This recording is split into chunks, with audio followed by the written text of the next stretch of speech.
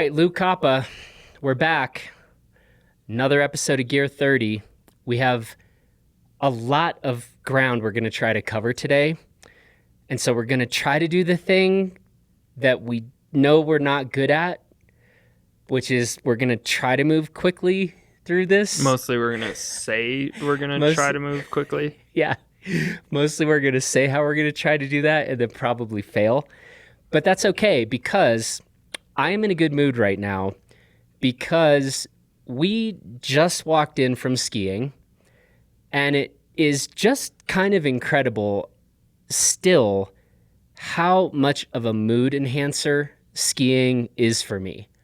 It's easy to get bogged down with the long work days and the rest. And then we go out there and we come in and I am very happy and pretty delightful, I would argue. I don't know if I'd go as far as delightful. But yeah, it's like genuinely concerning to me how much my mood depends on skiing. Like it is like a drug. Yeah. But this time of year, it's the fun part of a drug, basically. Yeah. Yep.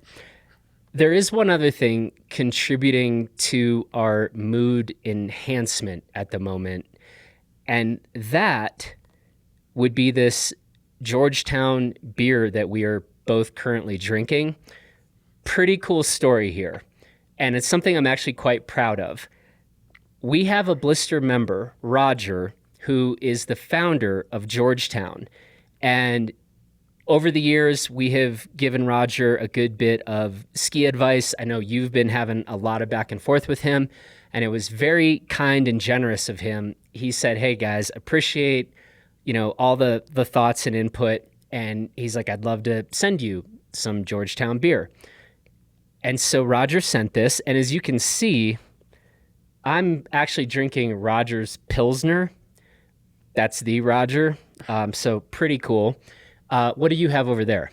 I have something that I can't pronounce, but it's an IPA. And how did you think it was pronounced? Well, you're covering up. It's Bodhisattva. I believe. Yeah. Okay. Well, I like the Pilsner. I'm not normally an IPA guy, but I was pleasantly surprised by this one. It's one of the few I would choose to drink, and it's 6.9% alcohol, which is so a super cool percent alcohol, obviously. We better talk fast. Plus, you also have to your right. I have one in the quiver. You got one in the chamber. I have the Johnny Utah. Yeah. Which may get cracked later on, depending on how poorly we live up to our goal of being brief. Being brief. Yeah. So shout out to Georgetown Beer and shout out to Roger. And I invited I invited in Crested Butte royalty. Rob and Sydney were in, and Jack was in. I had them. We went through all the different types of beer Roger sent. We all truly loved them, and I would tell you if there was any dissenting opinions there. So it's pretty cool to have a cool Blister member out there putting out good beer to the world. Yeah, when you Rob and Sydney did that, then I came in the next day and I was like, how the hell did Jonathan finish 10 beers and make it out of HQ? Yeah. But I was glad to learn that it was not just you. It was not just me, for sure. So Roger, shout out and thanks. And so good beer, good day skiing. Things are good. And let's talk about some gear, Luke. Cool. Well, we're going to kick it off with the stuff that we forgot / just didn't manage to answer in the last Ski Quiver podcast. So we've got a few good questions from some listeners. First up, Jacob Carter Gibb asked, if you only get 1 or 2 days at the resort every year, what would be your one ski for those days? I was trying to think of what is the biggest novelty of riding in the resort that you just can't get in the backcountry. Big park jumps, perfect groomers, long lift lines, low avy danger. So what would your answer be? I mean, this is a hard question. Mm-hmm. But I definitely think that our very immediate past experience is factoring in here to my answer. But if I was only skiing backcountry and then only had 1 or 2 days in the resort, it has been a lot of fun just carving up groomers. And, by the way, I think we should say one of the things about skiing here in Crested Butte is we ski groomers every single run we ski. There isn't like a way, there's nothing you can ski here where like you just ski a mogul run all the way back to a chairlift and then right up again. Mm-hmm. So I think sometimes maybe when some people have been like, you guys, don't spend enough time skiing groomers, like we literally ski groomers every run, just for some context there. But it has really been fun. And that's what I think I would do. I'd probably, if I only skied the backcountry, I'd probably have my forefront Raven as my go-to backcountry ski. So then when it was time to come into the resort for 1 or 2 days, I might want to just shred corduroy for a while on a skinny ski. Mm-hmm. That's my answer.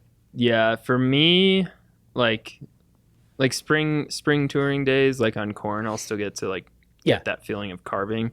For me, the resort is all just about skiing, being able to ski really fast and jump off stuff without thinking about the fact that I have to go walk back up, or that I just spent half an hour walking to get to that point. Yeah.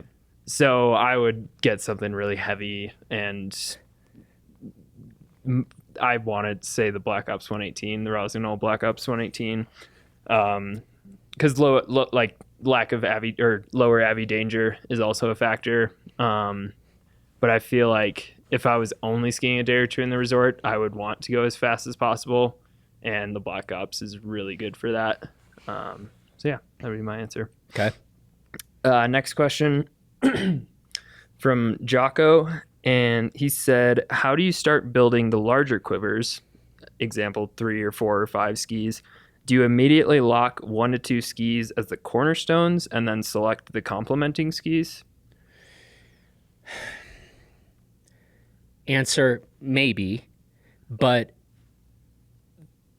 I just immediately kind of go to where am I skiing? And that's why I think if my answers in the way we did our quivers, our own quivers, it was we're skiing Crested Butte the most. But just automatically my brain is going to where are most of my days going to be? Let me know that, and then tell me how many skis I get. And so I don't actually think that I have a single ski that is going to serve as an anchor. Mm-hmm. What do you think? I think when I was in college before working for Blister, I started off with 1 ski that I thought could do pretty well in the resort, and then I bought a backcountry ski that I thought could do pretty well in most conditions, and then built around there. So yeah, that's how I would personally think about it, is just if I was starting from 1 ski, I don't want to hate certain conditions while I'm waiting to be able to add another ski to the quiver. So I feel like as I build a larger and larger quiver, I can add more and more specialized skis, but the first ones will be focused on versatility, and then I can add some more specialized options. And someone else had the question that you and Paul discussed about if you didn't work for Blister, how many skis would you have? Yeah. And when I first started skiing, I was 1 ski, it doesn't matter. But at this point, and especially if I'm skiing as much as I do now, I feel like I would do whatever it took, just be on Craigslist and New Schoolers all the time, looking at used skis to have at least 4. I think two backcountry skis and 2 inbound skis, just given what I do. Yeah. And I feel like staying on top of the used market, I would eventually work myself into a 10 ski quiver, just because it's it's really fun to ski weird, different stuff. I think Paul was talking about Paul has he had 10 130 plus underfoot skis at one point or something like that. So yeah. Also from Jocko, has there been one ski introduced during the last 2 to 3 years that has substantially changed how you think of how to put together the 3 or 4 or 5 ski quiver. Example is a ski with a really wide sweet spot, giving room for some more niche skis or some unique ski that is just so damn good at that one thing that it is that is close to your heart and skiing style. What's your answer? You go first. Okay. Well, yeah, there have been a few. The Black Ops 118 was one of them. Like I to answer that second question, like I think there are a ton of like versatile skis that I could get along with fine, yeah. But the ones that have changed how I think about a quiver are the ones that are so much fun to me personally that I feel the need to compromise on other fronts to make sure they're included in the quiver. And that's the Black Ops 118 and the Line Sir Francis Bacon. And now the K2 Reckoner is kind of like almost interchangeable with the Bacon. But yeah, those skis, like they're just so much fun to ski for me that I will, yeah, make a lot of compromises, work pretty hard to make sure that they're in my quiver. Mm-hmm. Yeah, it's interesting, right? I don't know that there is, now I'm thinking about this in terms of like the anchor skis. I'm while you're talking, I'm thinking through at various different widths and different applications. I'm not sure that I think there's one ski anymore that is so unique, standalone in terms of what it does, that for me, it's like there's always at least a second option that I could get along with pretty well. But I think for you, I mean, like for me, obviously the 190 centimeter Bibby Pro / Blister Pro has been that kind of anchor ski, and then things got lighter and we're working on it. And so I've been super happy with a Black Ops. Mm-hmm. But if we bring that Blister Pro back around, then it's back into like, I really like the Black Ops and I really like the right version of the Blister Pro. Is it cool to, that's okay. Luke won't be mad if I call it the right version of the Blister Pro. They won't be mad at all. Right. Sorry, Luke. And so, yeah, I think, I don't know, in a way, kudos to like the ski industry. I think there are a lot of good models out there. And then again, what we do is just try to make sure that we're making clear to people why you might go with this model as opposed to this other model. Mm-hmm. Okay. All right. So I'm more versatile than Luke. Luke's the stubborn, picky. Luke's the picky one. Yeah, I mean, like all the other skis, I could get along with a lot of options. And I also really like the light Wildcat in a 184. It's really fun. Can't stand you. Okay. What do we got? Where are we going? So we talked a lot about ski quivers for the past month. But I think recently we got the question about boot quivers. Not a question. Yeah. We got this is admittedly shout out to the Blister audience, because y'all have been pretty adamant and relentless on this one, asking about the one boot quiver. And so we've broken in, we've given in. You broke us. Yeah, we're working on it. We're going to do it. We're doing it. And let's kick things off. So actually, no, how about I keep talking? Sure. Honestly, I hate this idea so much. That's really the reason why we've never done it. It probably does come down to that. I mean,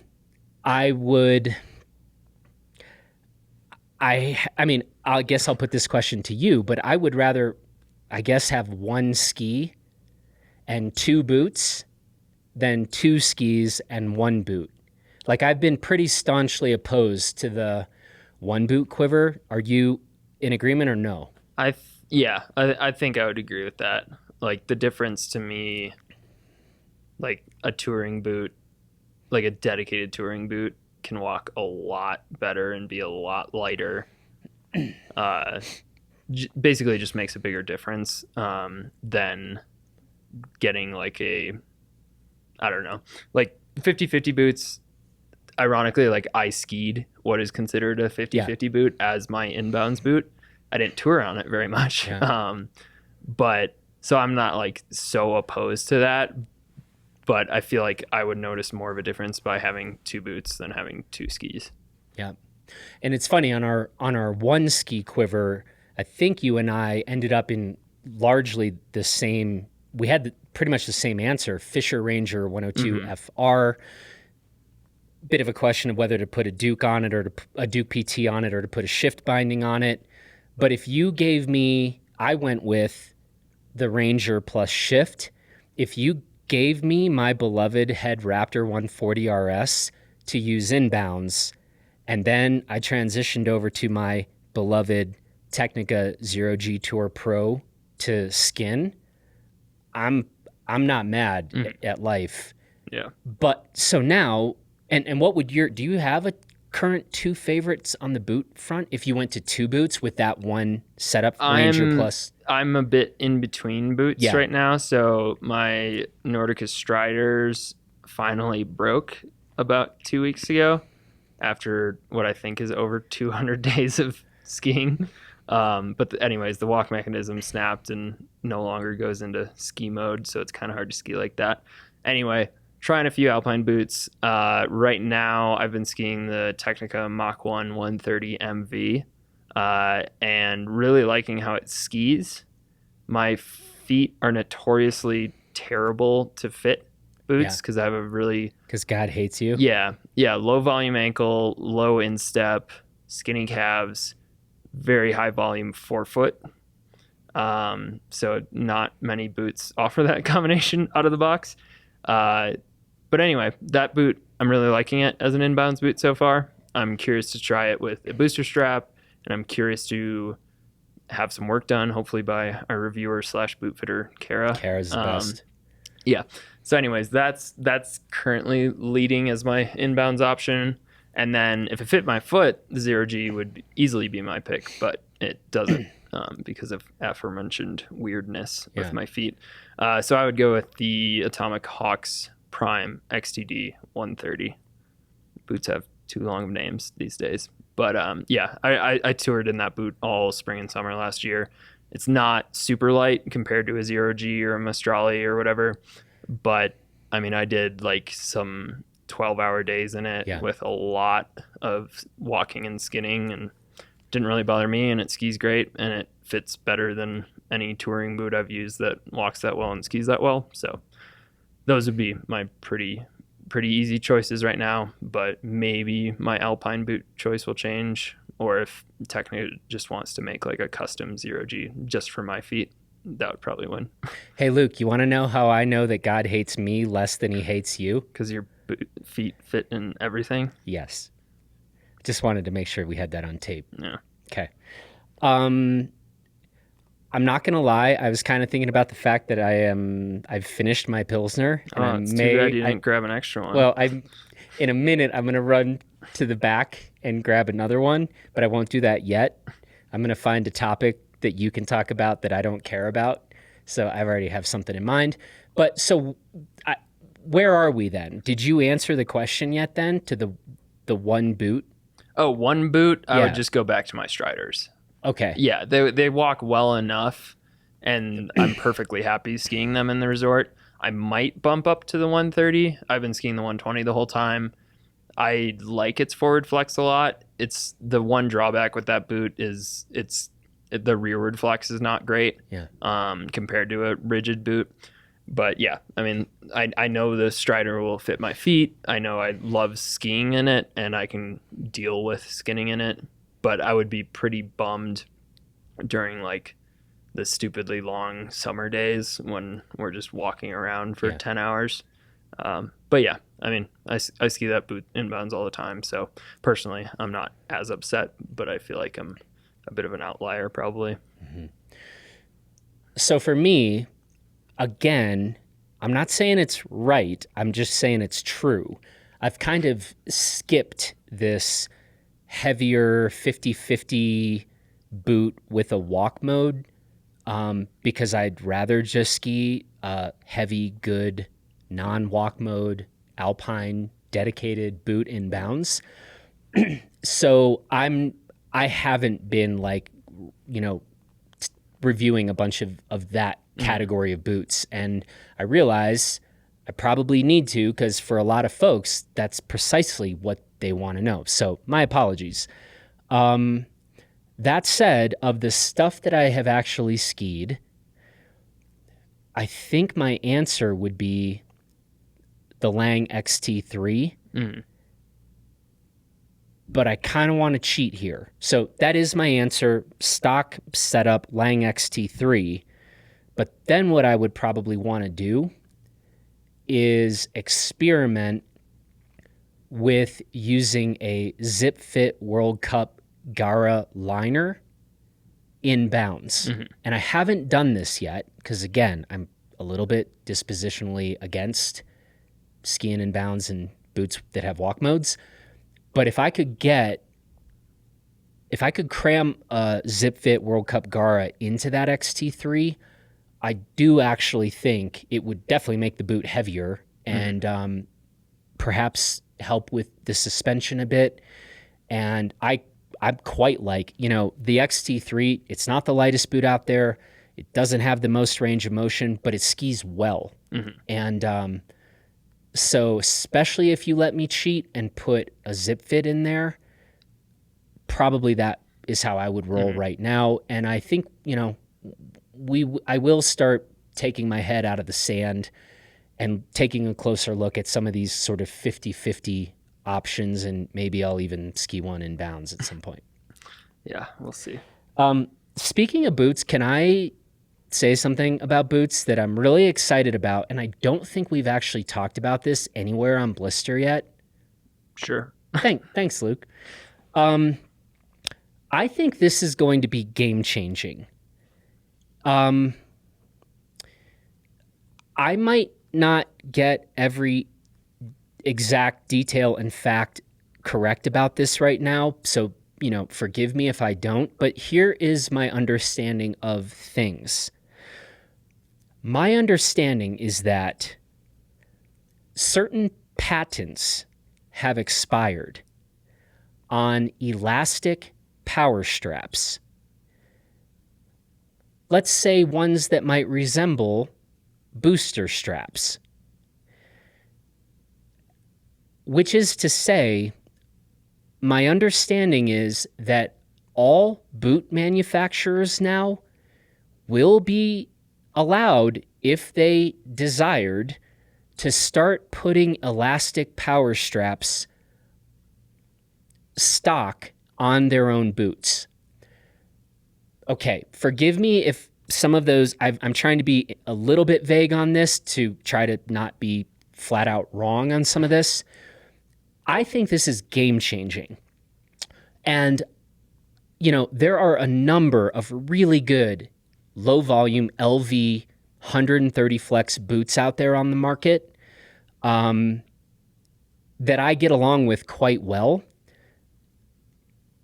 But I think there is a reason why I have continued to go back and choose the Head Raptor 140 RS, and that is, it comes stock with a booster strap on it. It has an elastic power strap.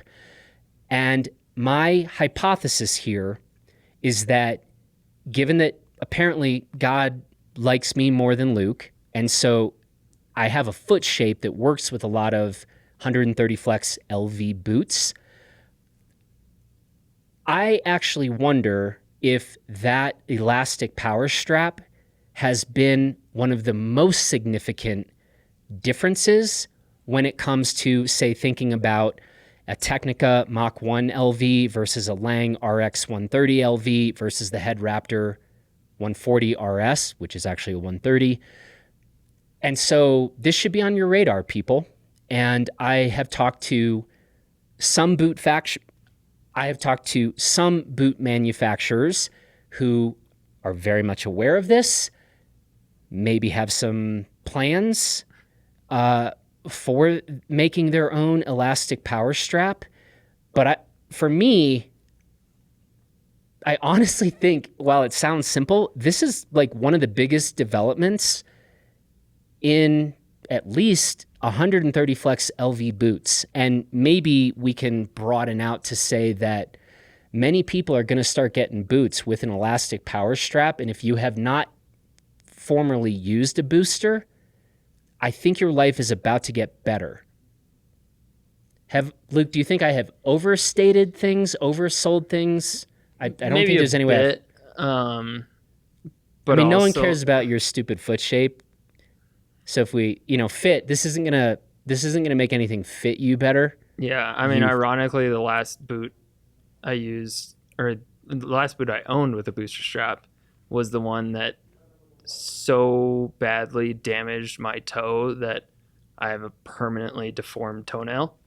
It wasn't because of the booster strap, but it was the old Dynafit Mercury, and it had like that brick wall flex, so I put a booster on it and skied it one day in the resort. Toenail filled up with blood. That one fell off. Next one grew in wrong. That one fell off. Next one grew in wrong. That one had to be removed. And then the current one is just absolutely disgusting. But I'm glad your life is easy with your super easy, stupid, simple feet. Yeah. Anyway, I don't know. I think it'll be nice to have stock booster straps or elastic straps. I don't think it's going to change everyone's lives, because I feel like the people who know about booster straps like already buy them. Like they're only $45. I don't think that's true. I think that we're now assuming that companies, if they're making their own stock elastic power straps, assuming they don't screw those up, I think there's a massive amount of the skiing population that has never put an aftermarket booster on. Yeah, I think there are a ton of people who have not, and maybe they'll have a better day on the hill because of it. But I think the people who are like really trying to get the most performance out of their boots are already aware of booster straps. So okay, I don't think it's going to be world changing. Not all of us only care about the 1%ers, Luke. Yeah, I'm more of an everyman. That's me, the elitist. Right. Keep your elitism and your second beer. Mm-hmm. Well, I was smart and brought another one. I know. Let's keep it moving. That took a while, but that was worth it. Usual. I'm excited. What do you want to talk about? Should we talk skis? Yeah, we've been skiing a lot of them. Yeah. Let's kick it off. Well, we kind of alluded to this earlier, but I mean, for the first 2 or 3 weeks, we actually, up until 2 days ago, as of recording this, groomers were the only option. Yeah. And for the first 2.5 weeks, I think it was all man-made snow up until the storm system this last weekend. Really? Yeah. I mean, basically, like what we were skiing was all man-made. Now it's not. But anyways, the point is we were skiing a lot of carving skis. Yeah. Did you have any like general or specific takeaways from that? Just that skinny skis are freaking rad. And it's been great. And it's been really fun. And especially like given this techie steep mountain, it's kind of nice to just get back and like, oh, we're skiing again. Let's try to remember how to carve turns and the rest. And I've really enjoyed actually being limited 2 groomers to start. It feels like it's just like a nice natural warm up, because when this whole mountain pops, well, one, things get scary and real interesting and all the rest. And as we kind of keep saying, that's why we don't just stay on 78 millimeter wide carvers all the time. So I've really been enjoying it. For people who have never skied anything narrower than 98, it's definitely not the case that you can't carve like a fatter ski. It's not true. Ask Drew Kelly. Ask Bodie Miller, right? Yeah. Who was just talking about, shredding a 118 underfoot ski. But it's really fun and really cool. And so that is my biggest takeaway, that I've really enjoyed, like having to stay on the skinnier stuff. Mm-hmm. That's my takeaway. Yeah, it was a fun time. I was mostly just trying to see like how flat of a tail I could use to ski switch. I mean, in addition to some other testing, but skied switch a bit. Skied switch a bit on the K2 Disruption MTI, which has like one of the flattest tails here. Scary. Yeah, as long as you keep it on edge, it's doable. And I know that's the information that everyone is looking for that ski. Right. Cool. Do you want to move on to a ski from Blizzard that you... I think you're going to want to talk about more skis today, so I feel like you should go. Okay. Well, a few comparison points on the much fatter end of the spectrum. Yeah. Been skiing the J Skis Hot Shot, and then also did a couple days where I switched out to the Vocal Katana 108. Mm-hmm. I'm on the 183 centimeter Hot Shot and the 184 centimeter Katana. Both skis are really good. They're both really stable, but surprisingly easy so far. The Hot Shot's definitely more up my alley. It's kind of a twin tip, not super stiff, has a good bit of tip and tail taper and a lot of tip rocker and some tail rocker. But anyways, I've been getting along super well with it. It is really damp. It is very stable, but it's also really easy to ski. Like, you can get away with really sloppy technique, which is very useful this time of year. And the past few days, it was mostly snowing during the day. So it was like nice and soft, but you couldn't really see like patches of chop and stuff. And having a ski that's not going to like buck you if you run into something you didn't see is really nice. And then skied it in some of the bump runs that recently opened the past couple days. Again, really liked it. Like, it's not super quick. It's a very heavy ski. I do think the swing weight feels pretty light for how heavy it actually is, like especially versus the Katana, which is a pretty similar weight, but is like a -11 mount point or something. The Hot Shot's around -7. The Hot Shot feels pretty quick for what it is, and overall, I'm a big fan. And we're going to get Paul Forward's take on the 189 centimeter length, and then we're going to force him to send it back. I'm so mad at you about this because, one, I'm preemptively mad at Paul because Paul's not going to send it back. He's going to have to send that one back. Okay. Paul, if you're listening. It's got a fish on the base that I need to take pictures of. Okay. Because I really want to. I can't believe I forbid you from sending a different ski to Paul, which we won't name. That was a fight on the chairlift today. But as long as Paul sends the 189 Hot Shot back, we're cool. If he doesn't, I'm coming to AK. And I will find you. And ski some POW. Yeah. But yeah, anyway, really like that ski. I have a flash review up of it. I'll be posting an update pretty shortly. The Katana, much more directional, but like just a super solid, smooth, stable ski. Also a phenomenal carver for how wide it is. Yeah. And so is the Hot Shot, actually. Like, I was surprised by how well that ski carves, even on super firm snow. So anyways, two heavy, stable skis that are also not like very hard to ski. Like, I think the bigger surprise for me was the Katana. Like, it like looking at the old pair of the 191s we have, like, it had the reputation for being this super burly charger, but like it's a pretty easy ski to pivot around at slow speeds, but feels really nice when you go fast. Here's a really unfair thing I'm going to say about the Vocal Katana 108. I'm currently having trouble getting real excited about it because I know that the Vocal Mantra 102 exists. And I just think, especially for this mountain, and especially because it's not like that Katana 108 is going to be like some great POW ski, I just am not ready yet to be like, this ski's amazing, because I just keep thinking about the Mantra 102, and I'm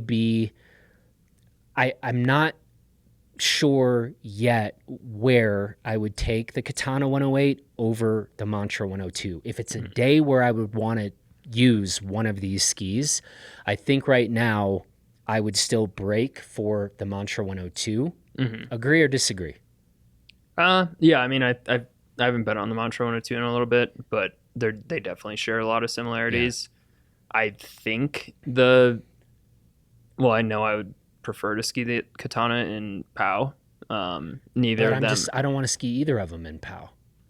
I feel like open, like I'd Sam and I skied the Mantra 102 in like a late spring storm at A Basin.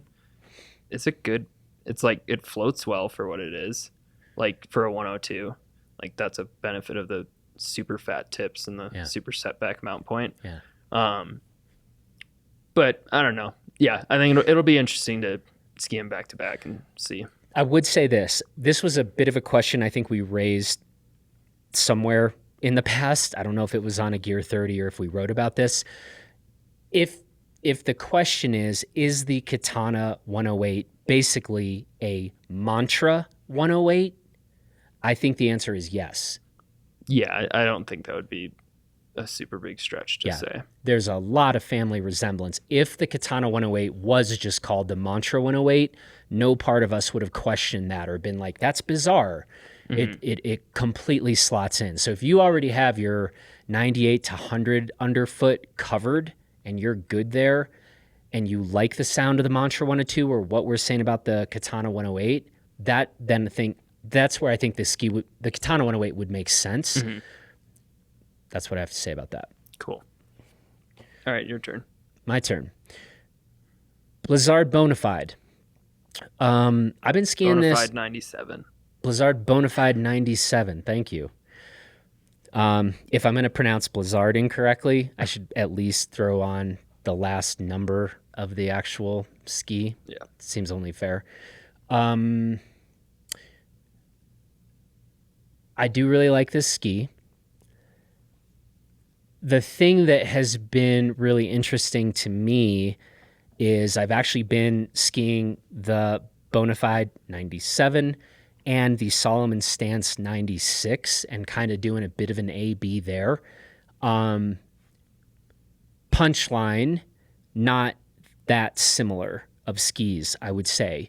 The nutshell for people who don't really care about carving performance and are much more interested in terms of all mountain versatility, I think the Stance 96 probably is going to be the ski you are maybe more interested in.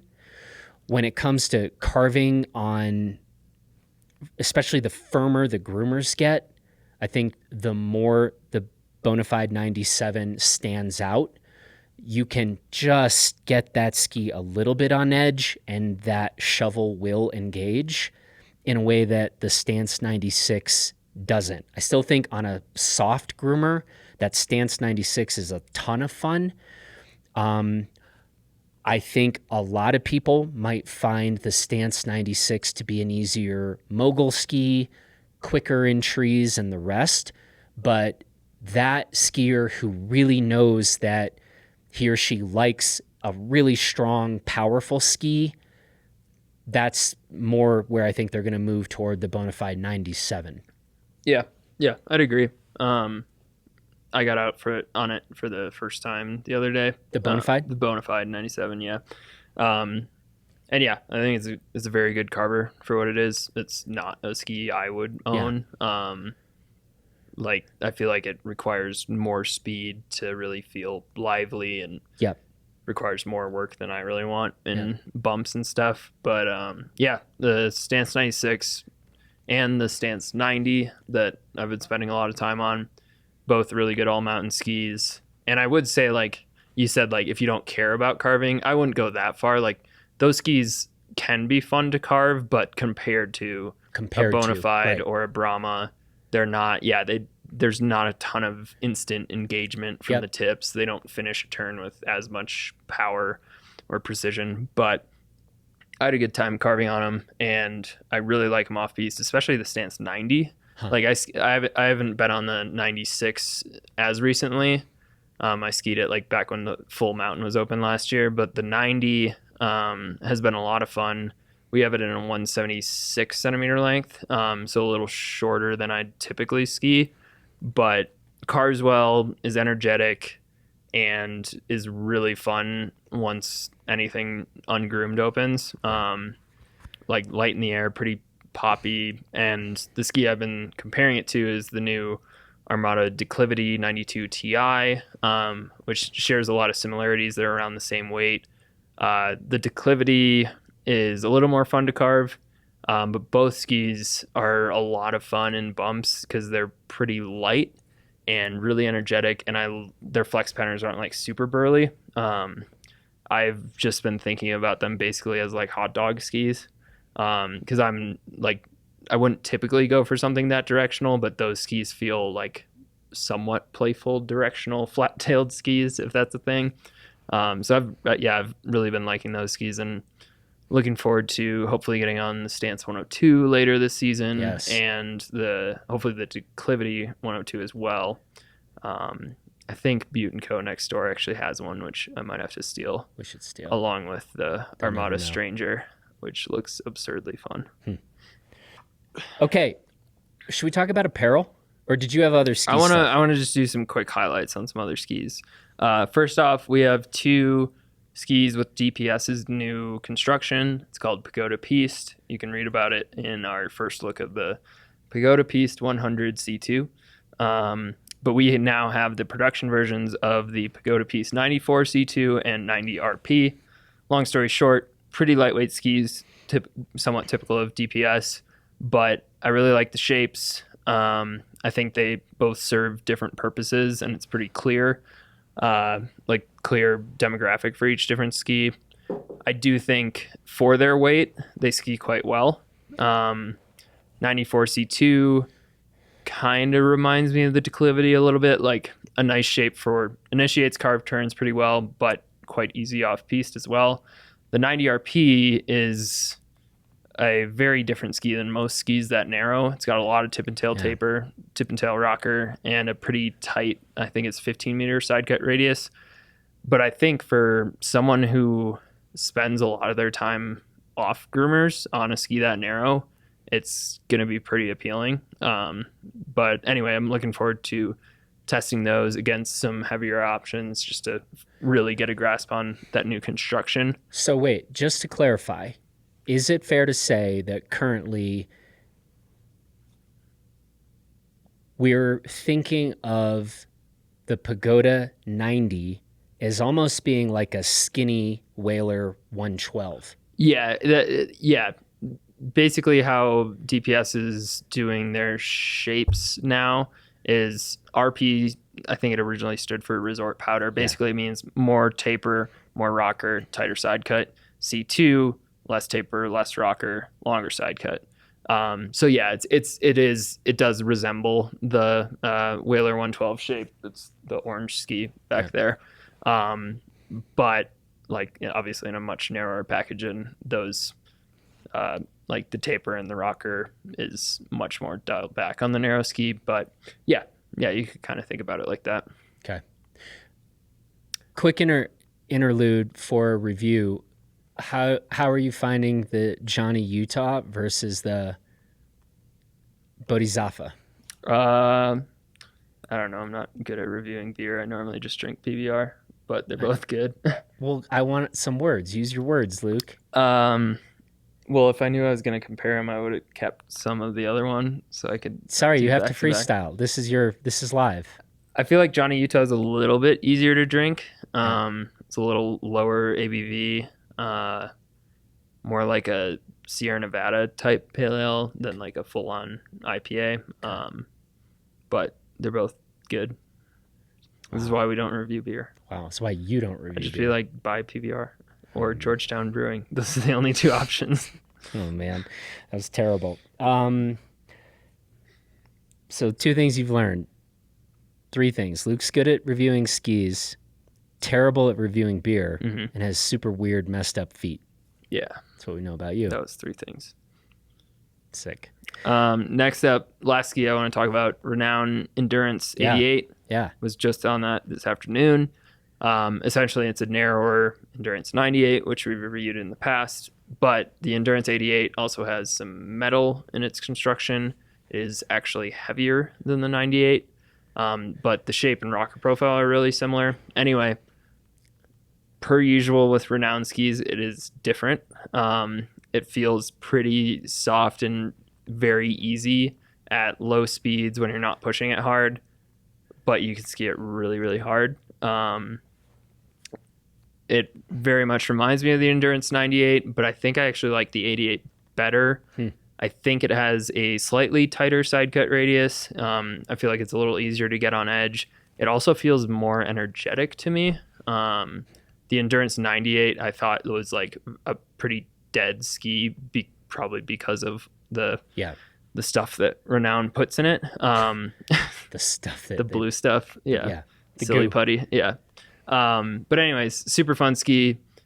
Skied in a lot of bumps today. It is, like, I would say, a very versatile ski. And the interesting thing about that and the Endurance 98 is that while the shape is not super conducive to carving, it's a pretty tapered and rockered design compared to similarly narrow skis. If you commit to driving it hard, it will dig its edges in. So overall, and it's like, I think it's just under 2,000 grams, our pair for the 184 centimeter length. Feels really quick in bumps, but Renown's non-Newtonian, I think they're calling it Vibe Stop now.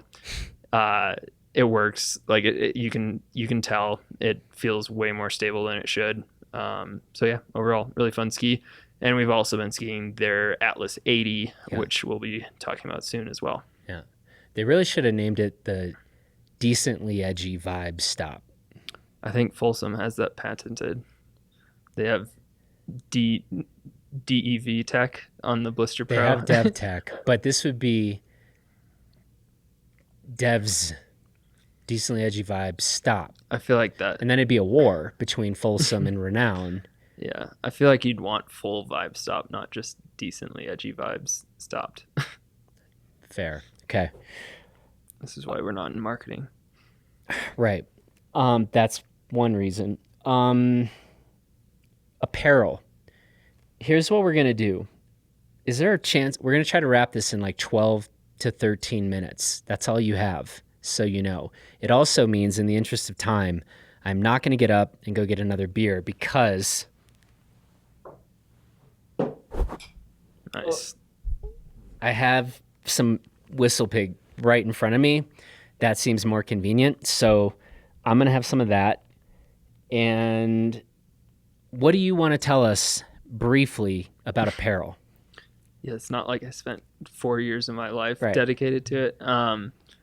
Well, basically, been using a lot of new outerwear and mid layers and, well, basically head to toe stuff. Few standout pieces.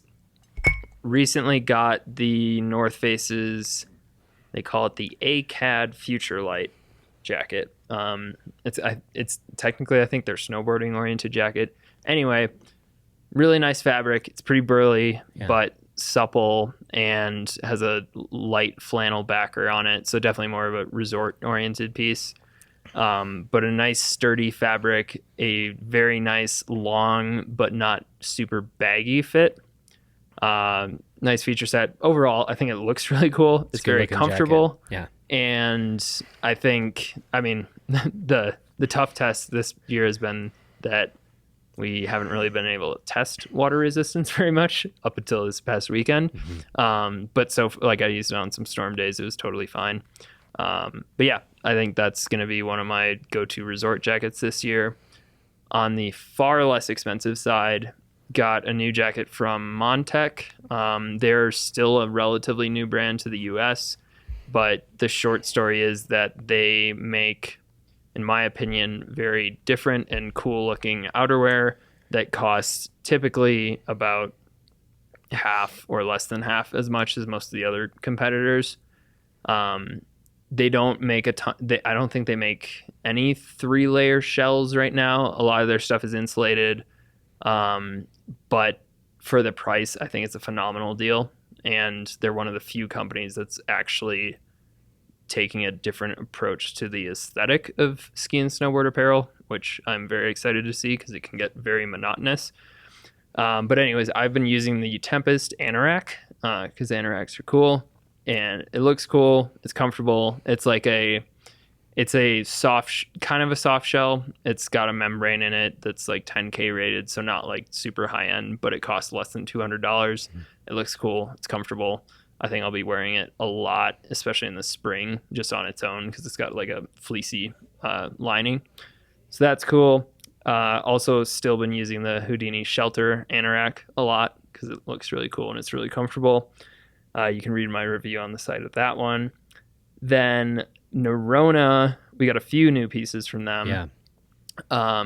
I almost every day I've been wearing the new Lofoten Gore-Tex Pro Plus bibs, which are a mouthful and are very expensive, but essentially they're their top of the line bibs.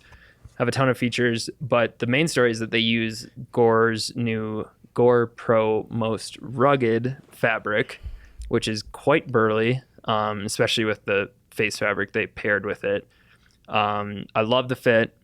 It has a ton of pockets, and almost all of them I use, which is nice. But mostly I feel like it's going to be a really durable pair of pants, and I'm curious to like try it skinning to see if I notice any difference in breathability between Gore Pro Most Rugged and Gore Pro Most Breathable, which is actually what regular Gore Pro was previously. Right. But anyways, I think they're phenomenal pants, and if they hold up as well to a full season of inbound skiing as I think they're going to, I think they're going to basically justify their price more and more, because they would definitely be an investment, but I've been loving them so far. And then they make a jacket version of that, but the jacket we have is the regular Lofoten Gore-Tex Pro jacket. So it uses Gore Pro Most Breathable, and it's cool. I like the look of it. It's on the slimmer side. You and I have both worn it, but I do like how they have their separate zipper on the front that is just a zipper to open a mesh vent. Mm-hmm. And that actually expands the neck opening a little bit, which I appreciate because I've been using some pretty bulky like neck warmer things. Yeah. But I think it looks really sharp. I think the patterning is pretty much spot on for me. I think there are definitely going to be some people who would prefer something a little roomier or just size up. But I'm consistently impressed with their stuff overall. And then the last piece is their Lofoten Primaloft 80 Anorak, another Anorak. Dear Lord. And this is the worst podcast of all time. Yeah, You've just talked about 3 different Anoraks. Yeah, and they're all great. I hate this. But anyways, the main story with that is so it's a puffy insulator, but it features 2-layer Gore-Tex over certain areas like the shoulders, the hem, and the elbows. And then it uses Primaloft's new cross-core insulation, which has aerogel in it, which is like the stuff that NASA used. And it's my first time using it, and so far it's very impressive. It is much warmer than I expected, but the kind of interesting thing is that the way Nerona built it, it's not a super lightweight, super packable jacket. It's not like a Patagonia micro or macro puff. Mm-hmm. Like it's got a fairly burly construction with a lot of features, but I've been wearing that like walking over to HQ from my place, walking to town, and it's been getting pretty cold here, and I've been very impressed so far. And I think the addition of some Gore-Tex panels on it makes it more appealing to me, as sometimes when I'm touring, I don't even bother bringing a shell, and I'll just ski down in my puffy, and having something with a little bit of true waterproof protection seems more interesting to me, and it's really warm. So I think I'll leave it at that. Hey, Luke, you talked about anoraks so much that I finished the piggyback. 90% of that was finished before I started talking about it. I have one other thing to say. You know who likes anoraks? People with messed up hobbit feet who can't tell the difference between good and bad beer. Sure. That's all I have to say on that. That was my least favorite part of the podcast. But to those people who, like you, have messed up feet and can't tell the difference between beer, and so they like anoraks, that was probably riveting information for them. They're probably stoked right now. And you wonder why I won't call in Apparel for you. Not anoraks. That was Luke's take. He still likes anoraks. I still think they're dumb. They're dumb, but they're cool. What other things are dumb but cool? Well, I can think of. The line blade. Okay. All right, that's a quick It answer. doesn't need to be practical. It just needs to be good. You mentioned masks. Let's talk about. Oh, I need to say something about apparel. Watch this. I'm going to go fast. I just really like the fit of Flylo stuff. I am 5 feet 10 inches tall, about 175 pounds. Flylo pants in size large and Flylo jackets in size large makes me happy. Case in point, some of you might know that, I don't know, like 3 years ago, I destroyed myself in a backcountry skiing accident where I tomahawked off a cliff and broke my neck badly. I still mostly ski tour in the pants that I was wearing that day, the Flylo compound pants, despite the fact that they're basically ripped to shreds, because I like the fit of them so much. And again, this is saying something because we get a whole lot of different ski pants to test. So I actually, at the start of this season, I am now using, well, two different Flylo pants. One, their insulated pant that's just kind of an inbounds ski resort pant, and I'm using that on cold days, and I love the fit of those. That's the snow pant or the snowman pant? I think the think snowman. it's snowman. Yeah. And then I probably am not allowed to say this, but I don't know, and so don't tell Dan Abrams. But I'm also skiing in the, well, I guess next year's compound bibs, which is a different fabric. The old ones, when I destroyed myself, that was Neoshell. The new compound bibs are an event. It is a burlier fabric for sure. I've only been using them inbounds so far. I'm interested to ski tour in these things to see what I think.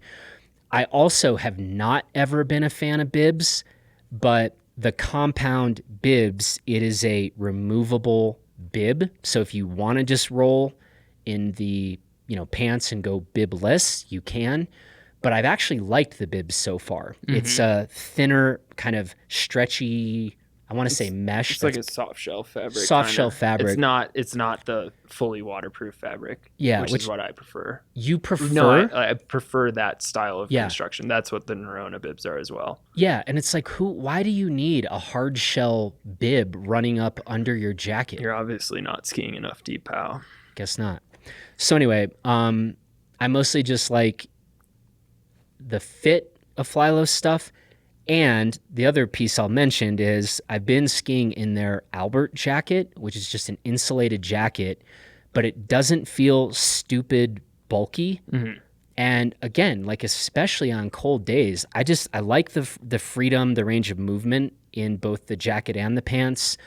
So that's been kind of my thing for the moment. Okay, I'm going to bring up one more apparel thing because I don't think I talked long enough before. Oh my God. We recently got a kit from Bonfire, who is a snowboarding outerwear company. And it's really interesting because it's made of Polartec Neoshell, which we... Is this your Eurostes That's kit? my full light gray kit. Yeah. But anyway, it's interesting, especially because they paired they made the Neoshell with a pretty burly overall construction. Like it's not a super light fabric like those old Flylo pieces were, like the old compound and I think Genius it was. But it's a super comfortable construction. The fabric is I haven't been in a Neoshell piece in a little bit. The last one was the old Strafe Pyramid, but it's just really supple. Does not we have a lot of soft and supple hard shells now, but I think Neoshell is still a step above most of those in terms of comfort.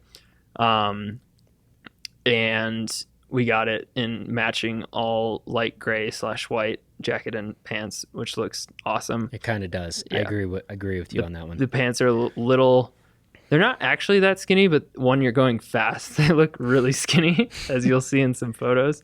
But anyways, super comfortable.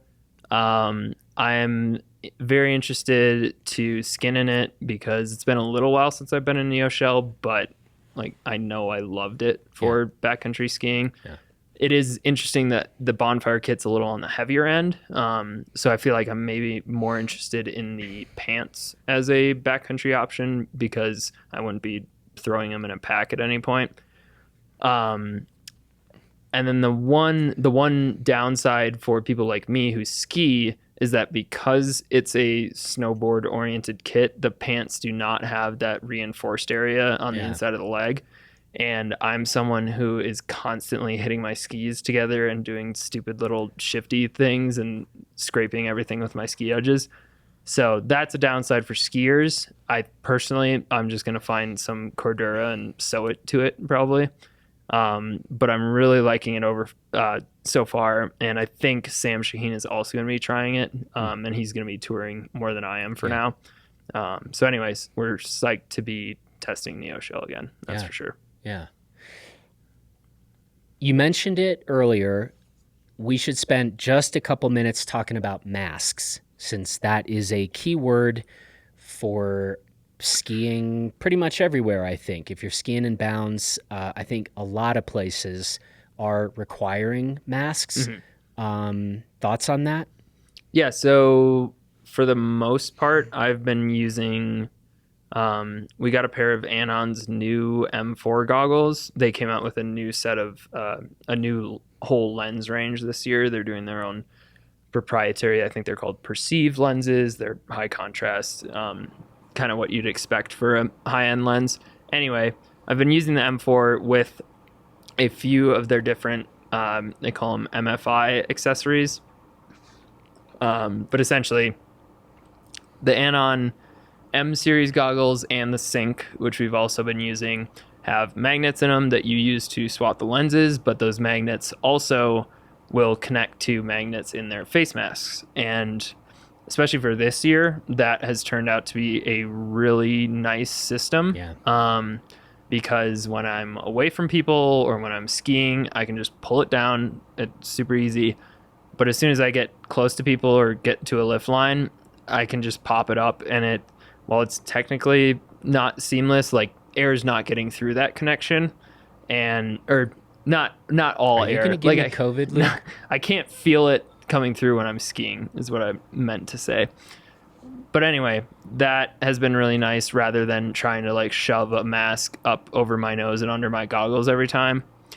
But it's a new thing to kind of figure out the best system. Like, the masks will fog up with the ones I've been using, and then they will freeze when I pop them down. And so it's been a interesting thing to kind of experiment with. It's kind of like experimenting with like a new pair of boots or something like that. But I've been liking that system a lot so far. And we should be trying some new alternatives soon, it sounds like. Yeah. I've kind of just been doing standard face mask stuff, and, it's, frankly, the first thing I'll say is it's fine. Like, it's fine. Like, on cold days anyways, I think a lot of us ski in a mask, and it's not doing anything different. But some of you know we did a Gear 30 podcast conversation with Outdoor Research, talking about some of the masks that they have been developing, and including one that has a filter in it, which effectively provides the same level of sort of protection as an N95 mask, minus protection from blood. So if I was going to like take a chainsaw to Luke, I'd need to be careful wearing the Outdoor Research mask. But they now have their Uber tube and a balaclava out, and will soon, I think, have out a bandana. And so, I mean, 'tis the season, right? And so I think we should be getting at least the Uber tube and the balaclava pretty soon here, and we'll get the bandana when we get the bandana. But I think it is the right time for us to be sifting through some of the various options that are out there and letting you all know what we've found to work particularly well or whatever. I'm super curious about the anon system. Yeah, I love it. And mostly I just want to try. They make a lot of different accessories. Yeah. Right now I have the one that comes stock with the M4, which is like a pretty thick soft shell. Yeah.